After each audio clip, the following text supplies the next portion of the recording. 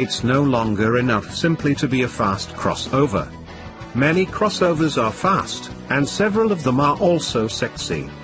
The Porsche Cayenne, almost endearingly homely in its first iteration and baroquely overwrought in its second, managed mainly the former. To be fair, you could say they were distinctive, and looked appropriately expensive. There was no mistaking it was a Porsche. And then the Macan came along, much sleeker, definitely sexier. Now that the Panamera's gotten pretty after its much-needed makeover, the Cayenne's out of excuses. It may drive great, but it needs to look the part to be a contemporary Porsche. To analyze both aspects of the new Cayenne, Porsche brought 3 versions to Crete for us to sample. It seemed to be an odd choice at first, but if you've been to Crete on the off-season you know the sleepy island is full of mountains, surprisingly good pavement, and tons of tight switchbacks and larger sweepers. The variety of roads and paucity of traffic was the perfect setting to evaluate the Cayenne, especially with its new handling options. As the drive approached, we took a long, hard look at the new shape in the parking lot in the soft light of a Cretan morning. It's immediately apparent that the Cayenne is not quite a scaled-up Macan. The Cayenne is still doing its own thing, to some extent, and that means it trades some of the Macan's live proportions for a staidness that can't quite be explained away by its increased size. The steepness of the front end, despite being broken up by a gaping 3-pot grille and a similarly carved-out lower fascia, is imposing and overly tall. The headlights, fascinating and complex inside and more gracefully shaped overall, are perched awkwardly on top, frog-like. The hood is lovely, with a nice tumble home and perfectly creased powered bulge. There's simply no way to reduce the visual height of the front enough to make these elements attractive, but they're certainly distinctive. And as mentioned above, a massive improvement. The profile is clean, with a sharp dual radius character line around each wheel well, perfect semicircles, and deep scallops in the doors. The best part is the rear, which is refreshingly simple and lovely. The wide, unbroken taillight element resembles the Panamera's similar unit but with a dash of inspiration from the Macan's deeply concave lights. The convex shape forming the license plate cutout breaks up what would otherwise be a large, upright tailgate form. The integrated hatch spoiler, with an active panel that can move between several angles, is also smooth and sporty, it'd look entirely naked without it. Much as the decluttering outside is welcome, the interior is clean and smooth when compared to its predecessor. The major interior themes are all there, the large, tombstone-shaped air vents, prominent boomerang grab handles, and so on, so it's immediately recognizable as a Cayenne. Instead of a bewildering pile of chiclet buttons on the center console, the 2019 uses seamless buttons arrayed symmetrically around the piano black center console. The center screen, which is beautiful and perfectly integrated, spreads horizontally, and the vents that formerly flanked it move to a more discreet location underneath. The problem is differentiating one non-button from another, not a problem unique to Porsche, to be fair, but exacerbated here. It looks so good, and yet requires so much attention to use. Functions we're familiar with existing in hard button form, like turning on or off the stop-start functionality, are buried in a menu on the main screen, a few touches deep. At some point car companies will find the right balance between design and functionality, and it's easy to pick out gripes among the plaudits. While the aesthetic choices should be applauded, the interior's wow factor is dulled a bit in use by the ergonomic compromises. Speaking of which, a more serious gripe, the gear selection lever. This is not a device that needed reinvention, but the Cayenne joins an unfortunate cadre of automakers enamored with unconventional shifters.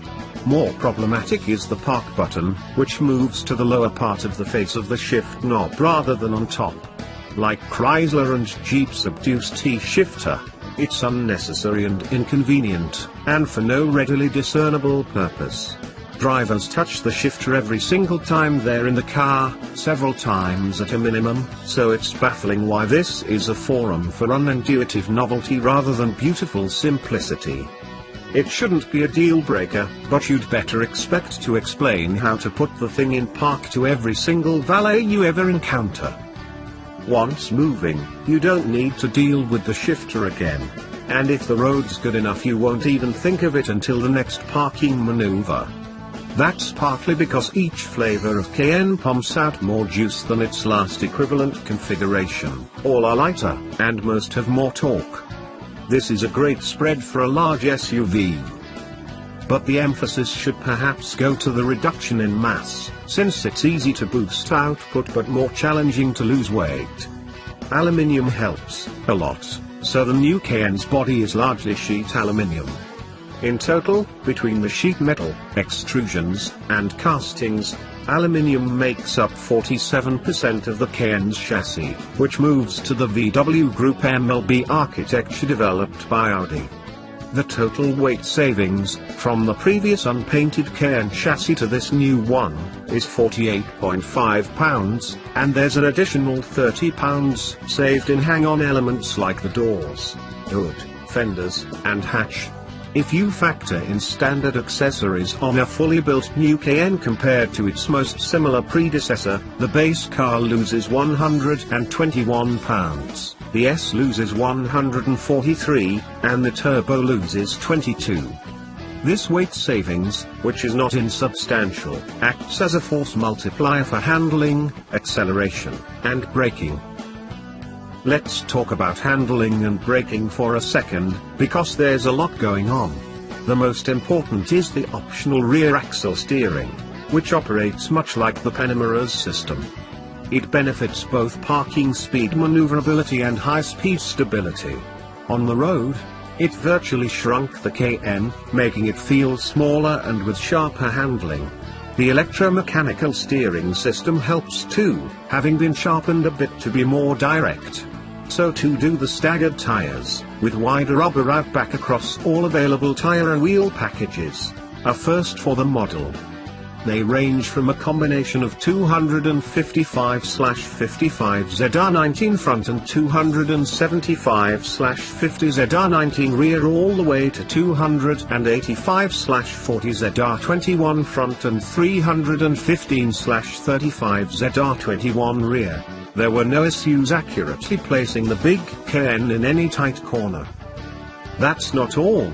A 48-volt roll stabilization system kept the Cayenne flat without divorcing the driver from what was happening underneath the car, a bit of a problem with early roll stabilization systems employed in large SUVs. None of that here.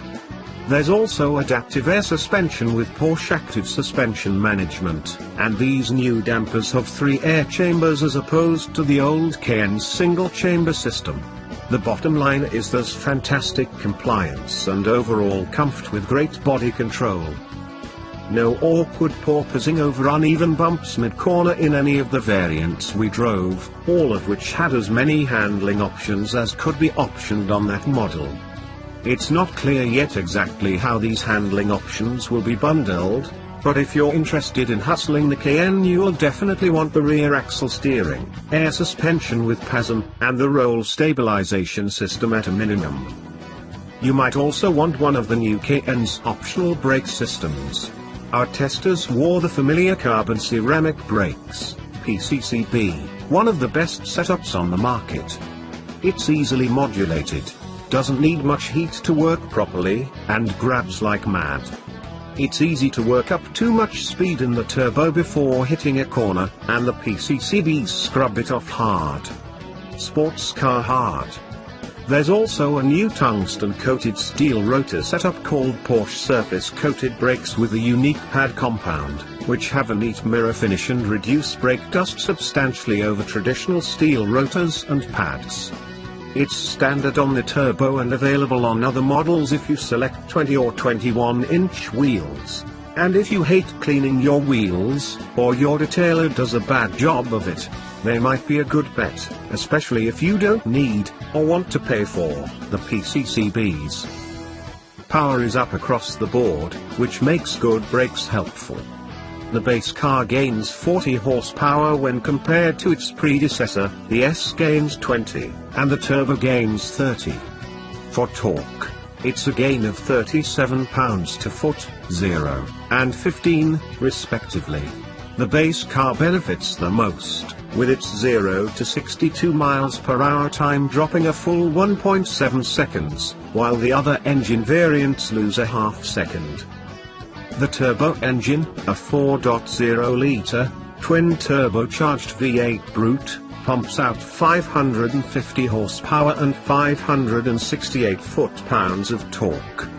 The turbo's party trick is warping from one corner exit to another in a blatty roar, particularly if you're doing the downshifting yourself with the wheel-mounted shift paddles and thereby bypassing the Tiptronic 8-speeds shift logic. It's not as quick on its feet as the other variants, but the rear steering and roll stabilization systems do work well enough to settle into a nice rhythm on some linked switchbacks. The base Cayenne superpower is feeling not terribly base at all, having lost lots of weight and gained power and torque compared to the old base vehicle. Our test air was, of course, well endowed with Porsche options, but pair this 3.0-litre, single-turbo V6 engine with the rear-wheel steering and it'll slalom around. We slingshotted around Cretan trucks overladen with who knows what, microcars passing 3 wide in corners on the highway, and desiccated old pickups on short straights in the windiest stuff authoritatively. And it had a sweetness to its handling, a lightness on its feet, that the portlier turbo simply couldn't match. One area of frustration was the utter lack of interesting noises it made with the stock exhaust. That can be rectified with optional sport exhaust. Other than that, there's virtually no penalty for picking a base Cayenne. Since lap times are irrelevant in a vehicle like this, the important thing is if it can get out of its way with enough drama to raise an eyebrow. That, it can. The sweet spot is the Cayenne S. The twin-turbo, 2.9-litre V6 makes 440 horsepower and 405 pounds-foot of torque, and reaches 62 miles per hour in just 4.9 seconds. More importantly, it sounds phenomenal, much more distinctive than the turbo's V8. There's a bit of turbo whoosh and a lot of exhaust growl, but it doesn't overwhelm the cabin. Lag is minimal, but present, and the 8-speed Tiptronic adds a bit of a pause when called on to drop more than one gear. Calling for shifts yourself and hopping on the throttle a split second early is the solution. Get into the groove, and the S feels very much like a sports sedan. Imagine a short wheelbase Panamera, and you'll get the idea. The front end feels much lighter than the turbo, too, although neither pushes much at the speeds we attain hustling around these narrow mountain roads.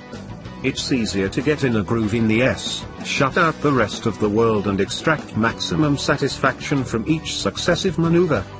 The base Cayenne will start at $66,750, the S starts at $83,950, and the turbo comes in at $125,650.